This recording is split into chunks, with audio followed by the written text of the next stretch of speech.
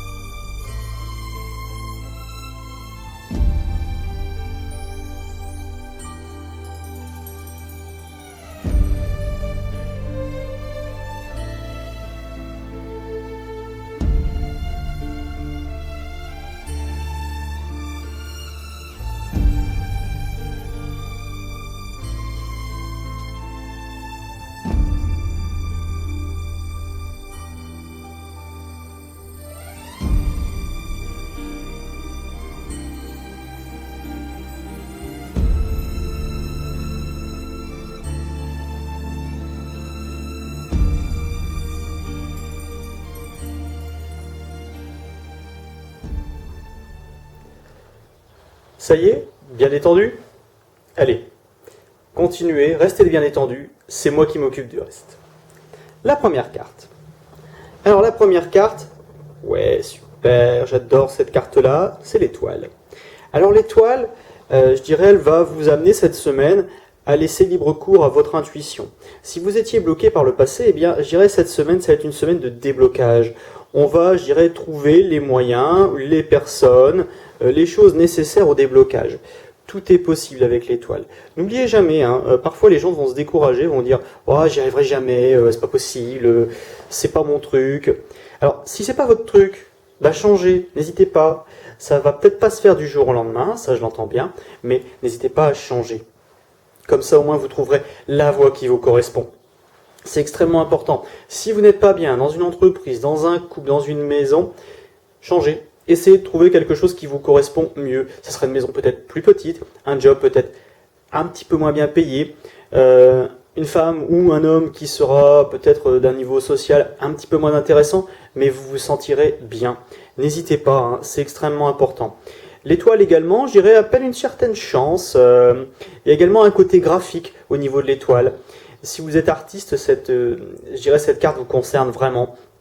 Au niveau des artistes, en fait, on va la retrouver très très fréquemment parce qu'elle va attiser la création. Cette semaine, vous allez réussir à trouver des moyens pour aller plus loin. Alors ne vous découragez pas parce que justement, c'est à travers vous ou avec l'aide d'autres personnes que vous trouverez des solutions. Vous arriverez à apporter quelque chose d'autre. C'est très très important. Donc suivez votre bonne étoile. La carte numéro 2. Alors, la carte numéro 2, alors celle-là, elle vous fait un peu peur aussi. Ça fait partie des cartes qui peuvent effrayer, alors qu'il n'y a rien de méchant en fait. La carte numéro 2, c'est la justice, ici. Donc, numéroté 8, ici, dans le tarot de Marseille. Alors, la justice, qu'est-ce qu'elle dit? Qu'il est temps de trancher, il est temps de faire les choses comme il faut, d'arrêter de tergiverser, d'arrêter de donner des passe-droits à d'autres, que ça soit, je dirais, dans votre famille, dans votre entourage professionnel ou autre. Cessez de vous laisser faire. Faites les choses comme il faut, point. Apprenez aussi à vous respecter, à être droit. Vous verrez, vous en récolterez les fruits. Si vous avez fait quelque chose de bien aussi précédemment, je dirais c'est une carte karmique, c'est-à-dire qu'en gros, si vous avez fait de bonnes choses, vous allez récolter de bonnes choses. Si vous avez été sympa, vous récolterez des gens sympas autour de vous. Si vous avez été, excusez-moi du terme, mais trop bête, trop bon, mais bon avec un C pour ceux qui me suivent, désolé, mais vous vous êtes fait avoir. Donc prenez du temps pour vous, c'est extrêmement important, et vous verrez, ce sera bénéfique. La justice va dans votre sens cette semaine. Si vous avez également des affaires administratives, judiciaires ou autres en cours, ça va avancer dans le bon sens et dans votre sens. Donc n'hésitez pas, vous êtes vraiment protégé cette semaine par rapport à la justice, je dirais qui tranche en votre faveur, et qui tranche de manière équilibrée bien sûr. Donc cette semaine, équilibre à la fois pour vous et pour vos proches, donc personne ne donne en plus de ce qu'il a. La charité bien ordonnée, ça commence toujours par vous, n'oubliez pas. Si vous vous oubliez, comment est-ce que vous voulez aider les autres? Allons-y pour la carte numéro 3. Le pape. Alors, toujours des belles couleurs, c'est vraiment super. Moi je trouve que la restauration est pas mal, franchement on peut le dire. Au niveau du pape, qu'est-ce qu'on peut dire? Alors le pape, c'est une autorité morale. C'est quelqu'un qu'on vient consulter parce qu'on a besoin d'avoir son avis, on a besoin de savoir comment s'y prendre dans une situation ou dans une autre, ou gérer la situation vis-à-vis de quelqu'un. Cette semaine, vous aurez l'extrême onction, je dirais, de votre patron, de votre chéri, quoi que ce soit, pour faire une chose. Vous posiez des questions. Est-ce qu'elle va accepter? Est-ce qu'il va bien me donner mon augmentation? Est-ce que ceci? Est-ce que cela? Cette semaine, avec cette carte-là, on vous dit oui. Oui, vous pouvez y aller. Vous avez mon approbation, l'approbation de votre entourage, etc., etc., l'approbation de votre maître aussi. Si vous êtes encore étudiant, sachez que on va vous ouvrir quelques portes et on va vous enseigner ce qu'il faut savoir. Également, si vous avez une célébration d'ordre religieuse, je dirais, quelle que soit la religion, peu importe, ou quelque chose qui a, je dirais, une forme de rite. Je pense par exemple aux gens qui feraient éventuellement de la franc-maçonnerie, c'est cette semaine ou non qu'il se passera quelque chose, mais quelque chose de bénéfique, toujours dans le bon sens. C'est également une carte de contrat. S'il y a s'il y a un contrat à signer, eh bien avec le pape, on va le signer. Donc ça sera une bonne chose pour vous, que ce soit pour votre maison, pour votre entourage, pour votre vie pro aussi. Si vous étiez en CDD et d'un seul coup, tiens, votre patron vous dit il y a peut-être moyen qu'on signe un contrat, eh ben ce sera peut-être cette semaine que ce contrat va se signer. Donc n'hésitez pas, ça serait peut-être une bonne chose. Enfin, pour certains, le pape représente aussi les psychologues, représente le côté médical, conseil, pourquoi pas. Hein, n'hésitez pas, si vous aviez besoin, eh bien c'est peut-être le moment d'aller, j'irai contacter quelqu'un, voir un petit peu avec ce psychologue ou ce médecin comment améliorer votre santé. Vous verrez, pas de panique, ce sont des gens tout à fait corrects et ce sont des gens qui peuvent surtout vous aider. N'hésitez pas. Allons-y pour la dernière carte.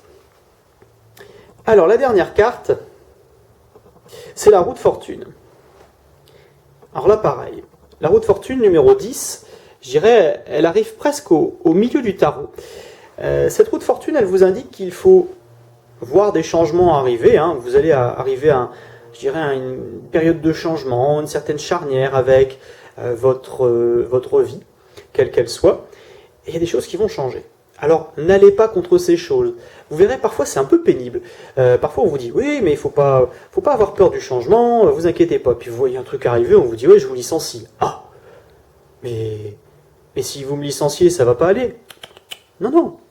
Ce qu'on vous dit, on vient vous mettre un petit coup de pied aux fesses, en vous disant, là, ce boulot, là, ce truc, là. Non, t'étais en train de pantoufler, là.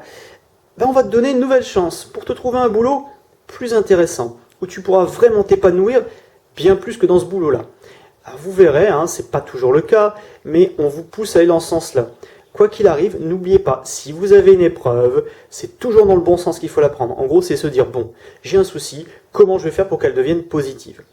Dans tous les cas, avec la roue de fortune, dans ce sens-là en tout cas, parce que je tire en droit envers ici, ce sera bénéfique. Il ne faut pas oublier que la roue de la fortune, elle va dans le bon sens, elle va dans le sens, je dirais, de la nature. Donc, n'allez pas à contre-courant, ça ne vous servirait à rien, mais n'allez pas non plus trop vite. Chaque chose en son temps. Mais ce sera bénéfique, quoi qu'il arrive, vous verrez, les changements arriveront. Alors, ce sont des changements qui peuvent prendre un petit peu de temps, mais au moins il y a un changement qui va s'initier cette semaine. Voilà les yeux-teurs. Comme à chaque fois, je suis très très content de vous retrouver. J'espère que pour vous la semaine sera agréable. En tout cas, je vous la souhaite. Et puis n'hésitez pas, s'il y avait des questions ou quoi que ce soit, je reste à votre disposition via le groupe Facebook, via cette chaîne. N'hésitez pas à vous abonner et un petit pouce. Et n'hésitez pas aussi à m'écrire un petit mot par ma boîte mail. Je reçois de temps en temps des messages, ça me fait toujours plaisir. Je reçois aussi des demandes pour faire des tirages. Alors dès que j'ai un peu de temps, je m'y mets. Ce sont des tirages assez courts. Et puis s'il y a des gens qui veulent apprendre le tarot, allez sur ma page, n'hésitez pas à regarder les vidéos. J'ai fait des vidéos là-dessus, comme je vous l'ai dit tout à l'heure. Ça peut vraiment vous aider à démarrer. Et si vous aviez besoin de conseils, je reste à votre disposition. Allez, je vous embrasse, je vous souhaite une bonne semaine et je vous dis à la semaine prochaine. Salut les yeux-teurs!